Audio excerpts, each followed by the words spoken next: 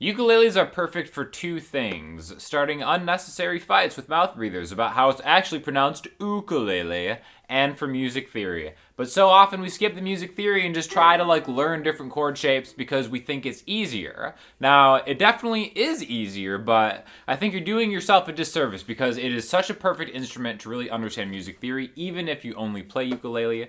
If you play guitar or piano or anything else, it's super helpful. So today we're going to go over all the music theory you need to know on a ukulele in the key of C, but we're going to transfer it so you can use this in any key, learn any song easier, remember songs easier, and we're doing it all with the excellent Martin Streetmaster T1 ukulele. All right? So the chords in the key of C, you may have already seen a lot of these. They're fairly simple to play, but I think it's really important to think about how we go about getting these chords and how we can move these chords around. All right? So let's just go over the traditional voicings of the 7 main chords in the key of C. Every single key has 7 main chords. Actually 6 main chords, but we're going to talk about 7 because we keep it classy. All right? So the 3rd fret on what I'm going to call the 4th string.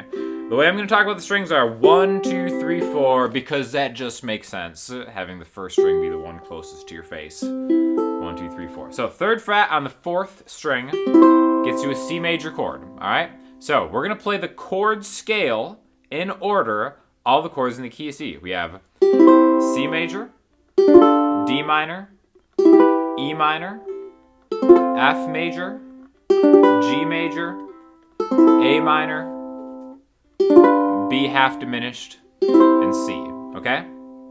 So, if you already know those chords, that's great. I'm not going to go over those fingerings for these chords because I want to talk about an easier way to do this. Why I think ukulele is the perfect way to understand music theory and chord theory and all that stuff is because there's a smaller amount of strings.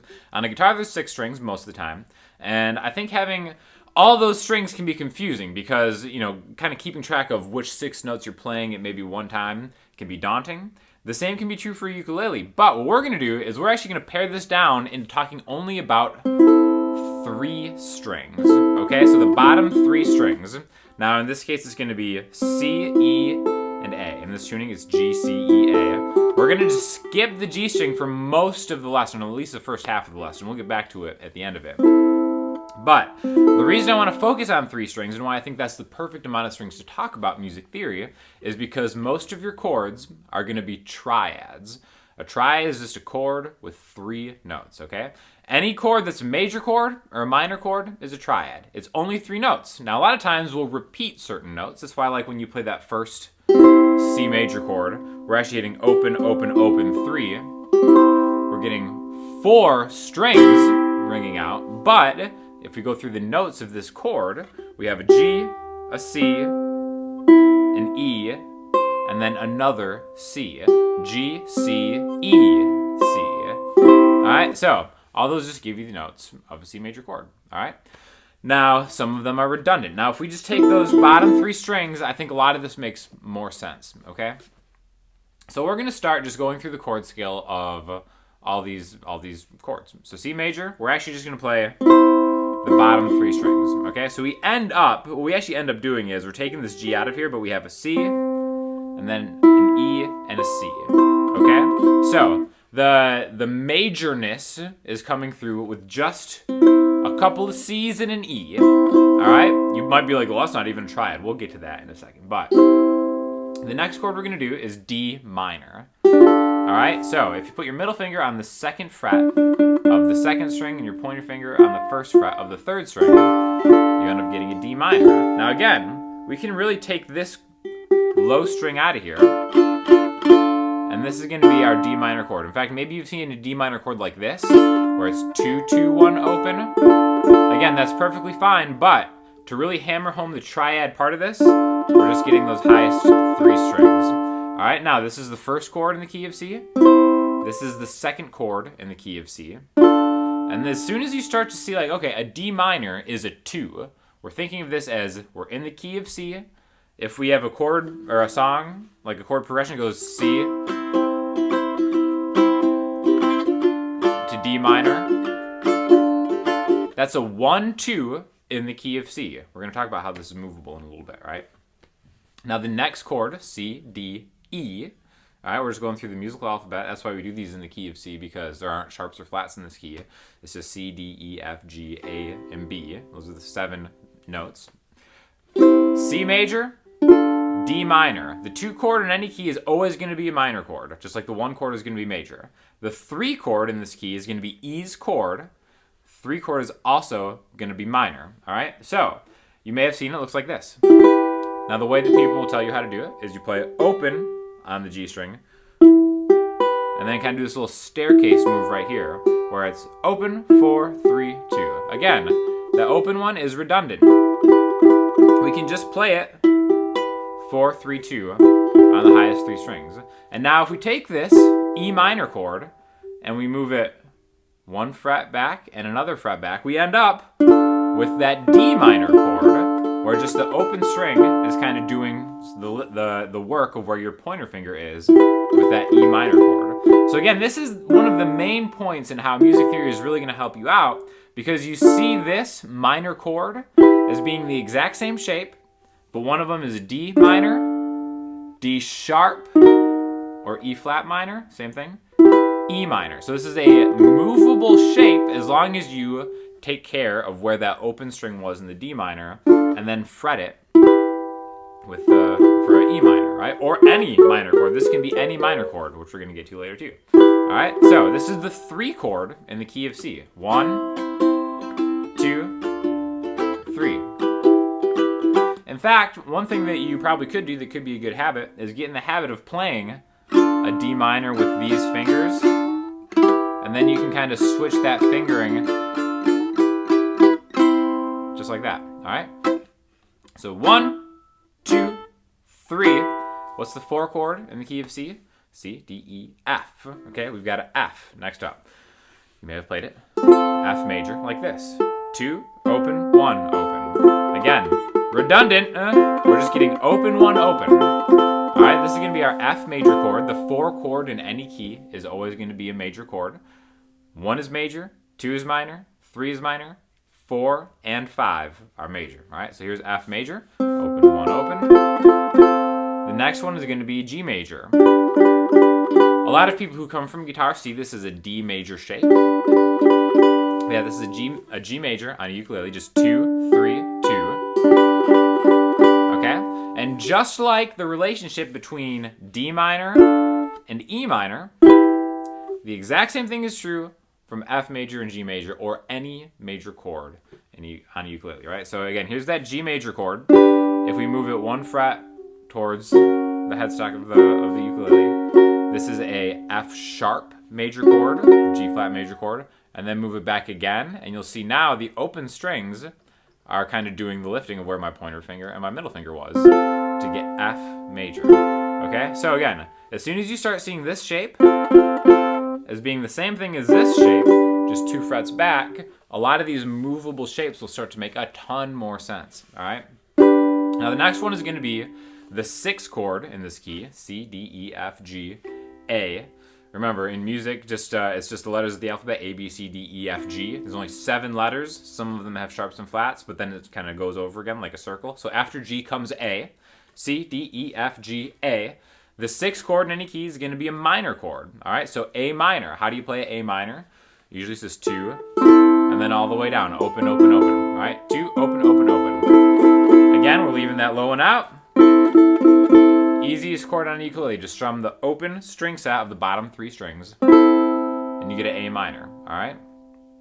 So, let's play the chord scale so far. C major, D minor, E minor, F major, G major, A minor. Now what's the next one? B.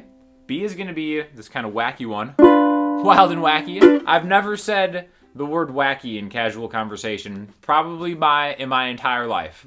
I don't know why I chose that word during a video, but there we have it. This wild and wacky chord. B, we'll call it half diminished, all right? Again, this is 2, 1, and 2. This is the weird one in the key because it sounds a little off. It needs to be resolved. That's why we call it half diminished. Again, that's kind of a longer story. Check out the Patreon if you want to learn more about that kind of stuff. But yeah, that leads us home to the 1 key. Okay, so this is the 7 chord.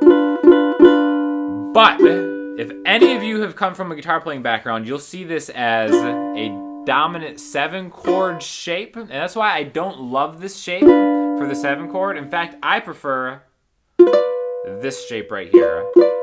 An underutilized ukulele chord shape right here, okay?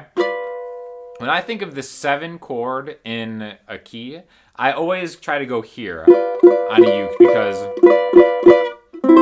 I feel like this does more of what the role of that 7th chord in a key kind of signifies, kind of making things sound just like weird and then resolving home. So the way I think of it wherever I'm starting my root note, 2 frets higher, and then I've got 5, 7, 5.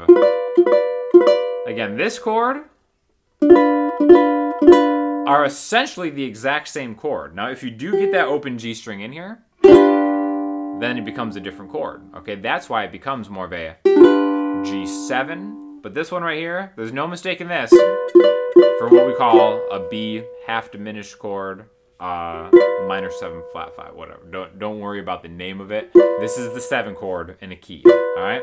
So 1, 2, 3, 4, 5, 6, 7, 1. And as soon as you can kind of translate the number system into chord progressions, everything gets so much easier in music, no matter what instrument you play, right? There are like super popular songs on ukulele, like I always think of like Riptide as being like the uke song. I think it's A minor, G, C, right? And all that is A minor, G, C. Number those in the key that we just did it, right? A minor, C, D, E, F, G, A. That's a 6, G, A, B, C, D, E, F, G, right? Sorry, C, D, E, F, G. 5, 6, 5, 1. 6, 5, 1 in the key of C. A minor, G, C. Okay, so the relationship between these chords is what's important, and that's where like the music theory helps kind of become a shortcut, because at the end of the day you just learned a chord scale, but how does that help you in other keys? You may as well just be memorizing these chord shapes. 1, 2, 3, 4, 5, 6, 7, and 1. But the open strings have been doing a lot of heavy lifting in this one. We want to be able to not rely on the open strings to help us out with making chords, because then it becomes more confusing. You can do these exact same chords in any single key just by moving them around and starting to bar some of the chords. Again, bar chords is kind of like a triggering word for a lot of people who have come from a guitar background. But you don't always have to bar it. So we're going to do this all in the key of D now, all right? You don't even have to know the notes in the key of D. It definitely helps. It just has 2 sharps, F sharp, C sharp, whatever. If you want to think of it that way, that's cool. But all the chords that we just learned and how they fit together relative to each other moves with it. So since D is 2 notes higher than C, C, C sharp, D, everything moves up 2 frets, all right? So we can start with this C major chord. Now, a lot of people might see a D major chord and be like, oh, I just play it like that, which is fine, but it starts to open up like a whole new world of different shapes you have to memorize. Instead of just playing this, maybe 2 frets higher, okay? So in fact, what I'm doing right here, and this may be a stretch, but we're going to make this easier in a second. I just have my pinky on the 5th fret of the 4th string, and then I'm using my pointer finger to bar the 2nd fret. Again, remember, all this was 2 frets higher than C, so everything is going to move 2 frets higher. That doesn't mean you're going to have to bar the 2nd fret for all of these chords. You could just do that if you want, and then you're done. But we're going to have shortcuts for this coming up soon, so stay tuned. All right? Now this is a D major chord, just like this was a D major chord, 2, 2, 2, open. We're just kind of rearranging it and adding this high, A sharp, B, C, C sharp, D, a high D note to it, all right? In fact, now it's like if we translate everything we learned in the previous key, it's like, all right, we have C, and then let's go to just another chord right next to it. Remember, a C to G?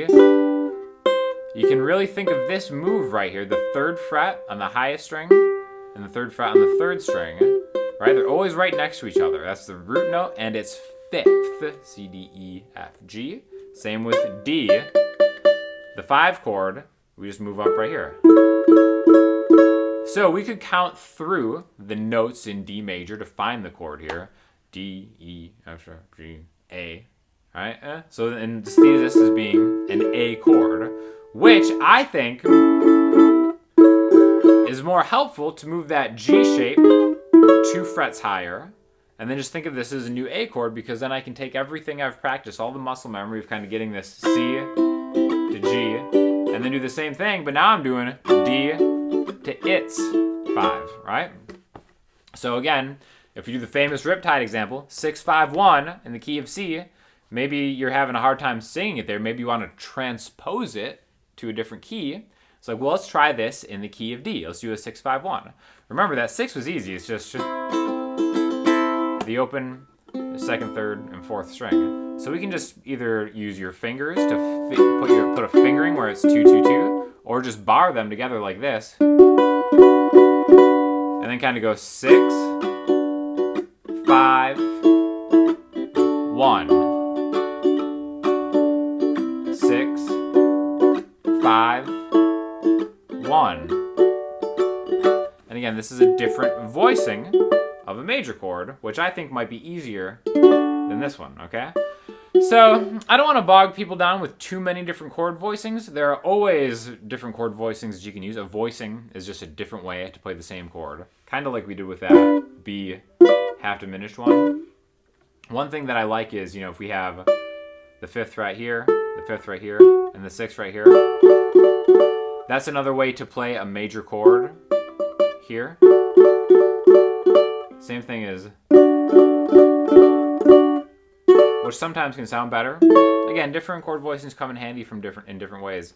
But the point of it, the main thing to take home, is just how all of these connect to each other. Okay? So that's one way that we can take that 6-5-1 chord progression. Do the same thing for all of them. In fact, let's play the chord scale in D. Without even knowing the notes in the key of D, we know that our 1 chord is a major chord, and it starts there. We know that our 2 chord, remember, was that D minor. Now it's an E minor. I can bar the whole thing, or I can just take the triad. We already played E minor as the 3 chord in C. Now it's the 2 chord in D. Now remember, the 3 chord is going to be just 2 frets higher, same shape. Okay, so this is the next minor chord. This is the 3 chord in D. So we have 1, 2, 3. Okay, now this would be an F sharp minor chord if you want to go into like the names of the notes and stuff like that. But now we also know, remember how we were relative to the 3 chord to the 4 chord in the key of C? We had 1, 2, 3, and then 4. One of the ways you can look at that is, all right, there's my 3 chord, right there actually. And it's like, all right, I just kind of go diagonal, and there's my 4 chord. That's where I root my 4 chord. We can do the same thing, diagonal, but then make it right here. See, it's just about kind of finding these little connections. So, you know, you can take that, or you can just be armed with the knowledge that the 4 chord in the key of D, D, E, F sharp, G, you already know how to play a G major chord from your core shapes. And then we know that if this is the 4 chord in the key of D, we just scoot that higher, 2 frets higher, to get to the 5 chord, right? So now we have a G and an A. So the 1 chord, the 2 chord, the 3 chord, the 4 chord, the 5 chord. Remember, the 6 one's easy. And then that 7 chord, we have options. Again, the one that I like to do is 2 frets higher, where my root note is. And then end up home on D, okay? So all of this is movable all over the place, all right? Again, we could even go higher and higher, right? So that's just the key of D. We do the key of D sharp or E flat. That's how the classy people would talk about it, E flat. And then just do everything here. 1, 2, 3, so on and so forth. Just move them all together, and then you have like a really, really cool kind of just framework and structure to base everything on. And now this is really learning all of the keys in music, of which there are 12, all right? Because again, there's 7 letters of the alphabet. 5 of them have sharps and flats, so there's 12 different major keys. And then you can just kind of move them all along, all down the fretboard on the neck, right? But eventually, you start running out of shape. That's when maybe you want to learn a separate set of chords. Maybe you want to learn the same chords in like a different fingering. Like if you start with a G here, G major, A minor, B minor, C major, D major, E minor. I think I said all these right. F, and then kind of keep going on and on. You can kind of like take those and then start scooting those down 1 fret at a time. So there's a lot that you can do with just thinking of numbering chords in a progression as numbers. And then once you start to look at a chord chart, instead of being like, oh, it's like C, then G, then F, then A minor. It's like, all right, well then that's only the first part. Then the second part is like A minor, F, G. And then, oh my gosh, there's a bridge. It's like C, D minor. It's so much easier to remember that stuff. It's like, oh, this is like a 1, 5, 6, 4 in C. And then for the second part, it goes 6, 5, 4. And then for the bridge, it's just like a 1 to a 5, right? That's how musicians actually talk. That's how professional musicians can communicate with each other, like very quickly. And that's kind of like if you've ever seen a musician take a request and they look at a chord chart and they're like, oh, I got it.